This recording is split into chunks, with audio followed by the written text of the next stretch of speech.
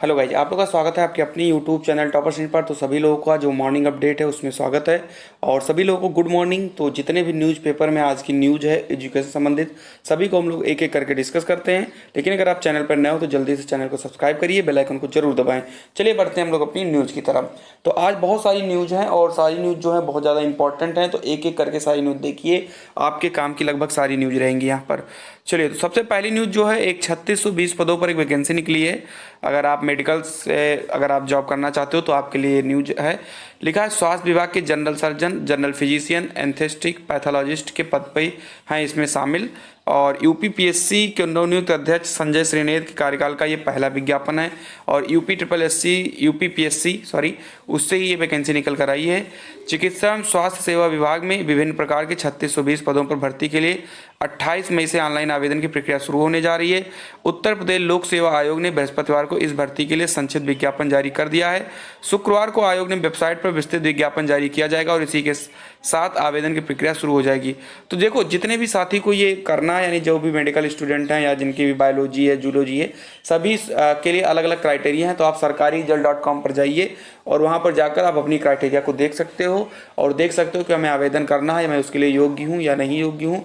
आप जाकर वहाँ पर देख सकते हो। बाकी अगर ये आपको देखना है तो आप इसका स्क्रीनशॉट ले सकते हो और आप अच्छे से इनको पढ़ सकते हो, क्योंकि अगर हम लोग ज़्यादा देर इसको पढ़ेंगे तो बहुत लंबी वीडियो बन जाएगी। तो आप इसकी स्क्रीनशॉट ले सकते हो। ठीक है, चलिए अगली जो न्यूज़ है वो है शिक्षक भर्ती को लेकर। लिखा है शिक्षक भर्ती के अभ्यर्थियों ने अब सोशल मीडिया को बनाया अपना हथियार। शिक्षक भर्ती प्रक्रिया में त्रुटियों की वजह से वंचित रह गए अभ्यर्थी ट्विटर पर गुहार लगाने के बाद अब सोशल मीडिया पर फोटो और वीडियो डालकर अपनी आवाज़ शासन तक पहुंचा रहे हैं।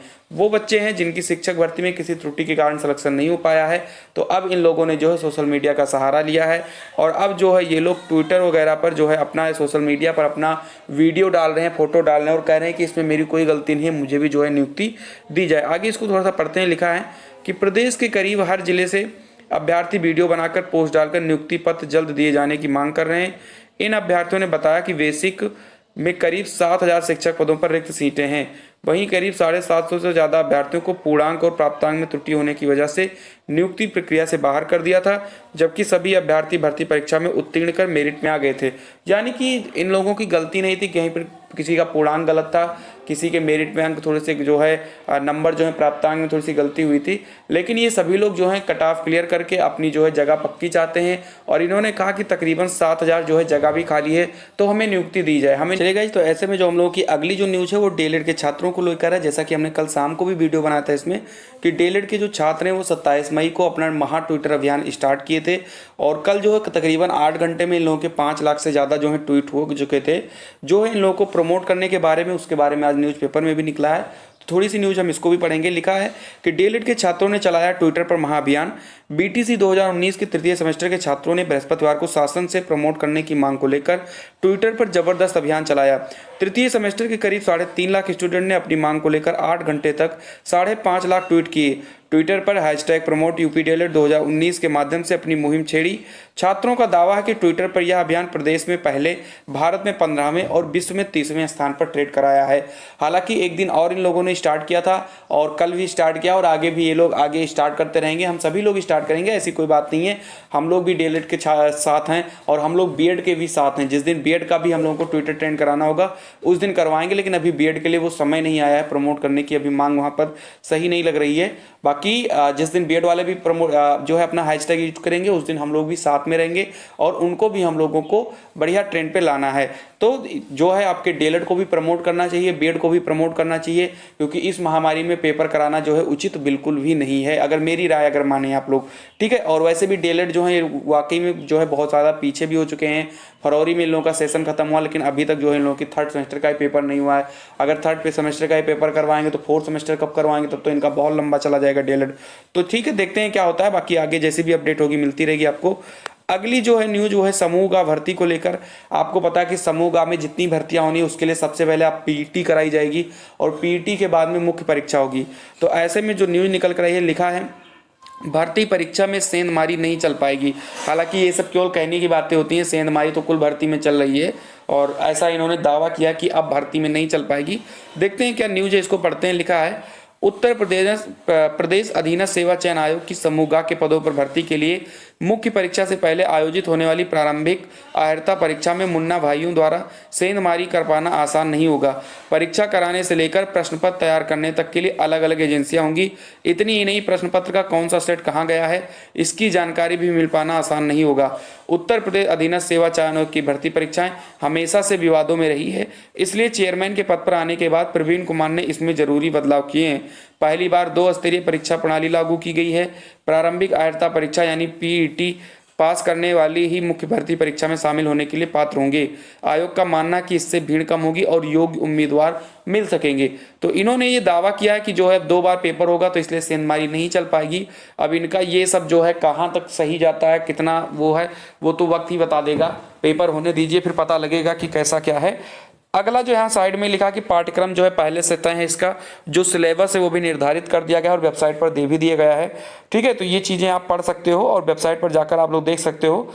इसमें कुछ चीज़ें दी गई हैं, इसको हम देख लेते हैं। लिखा है प्रारंभिक अर्हता परीक्षा के लिए पाठ्यक्रम पहले से तय कर दिया है, इसके आधार पर तैयारियां करनी होंगी। समूह ग की भर्ती में पहली बार अंग्रेजी का ज्ञान जरूरी किया है। पाठ्यक्रम के मुताबिक भारतीय इतिहास, भारतीय राष्ट्रीय आंदोलन, भूगोल, भारतीय अर्थव्यवस्था, भारतीय संविधान, सामान्य विज्ञान, प्रारंभिक अंकगणित, सामान्य हिंदी, सामान्य अंग्रेजी व तर्क एवं तर्कशक्ति के 5-5 अंक के सवाल होंगे।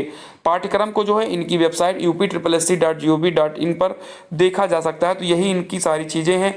आपको अंकगणित भी मिलेगा, आपको जीके जीएस भी मिलेगी, आपको रीजनिंग भी मिलेगी, आपको हिंदी भी मिलेगी और आपको कुछ क्वेश्चंस इंग्लिश के भी देखने को मिल सकते हैं। चलिए बढ़ते हैं अगली न्यूज़ की तरफ। तो आपने अभी देखा था डीएलएड तृतीय सेमेस्टर का अभियान, दूसरे न्यूज़पेपर में भी वही लिखा है, तो मुझे नहीं लग रहा इसको पढ़ना जरूरी है।